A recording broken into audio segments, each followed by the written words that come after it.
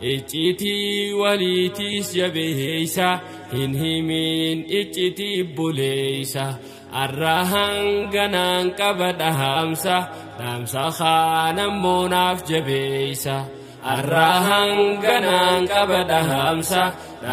khaanammoo naaf jabeeysa waan yaaddee godhu yoo feete waan jabduu takkaan siif himaa kottu as ta'ii na biraa ati immoo namatti hin himin didii adaraa sin himuu homaan sodaatiin tattafii himimeenatti waan kanaa dhiisin irratti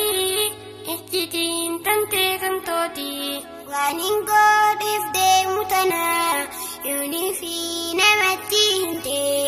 wal'amnee beefi hoggaasaan tiyaaftee achitti dhumtee himteenaan himne waan jettee dubbiinaatti dheeressitee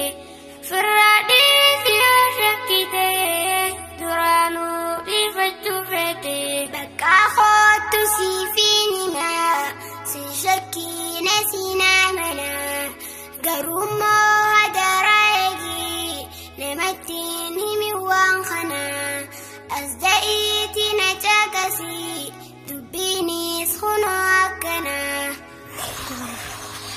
kottaabee waan jabduu takkaan isiniif himaa isinis namaan himinaa waa takkaa humaa hadaraa isin jabaysaa iccitii namaa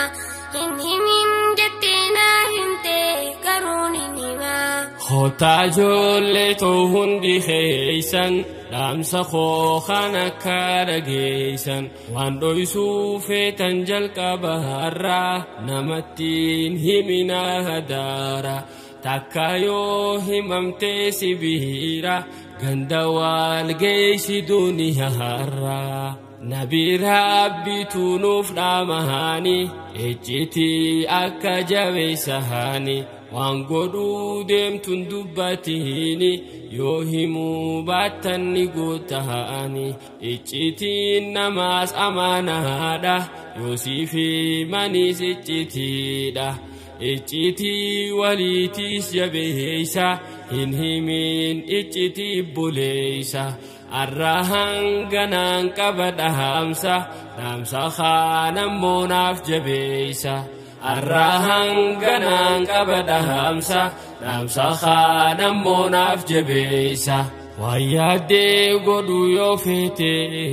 iccitii tantee jabeeysi namatti himuu lakkisi gowwummaa akkasii dhiisi waan yaaddee godhu yoo feete iccitii tantee jabeeysi namatti himuu lakkisi gowwummaa akkasii dhiisi waan yaaddee godhu yoo feete iccitii tantee jabeeysi namatti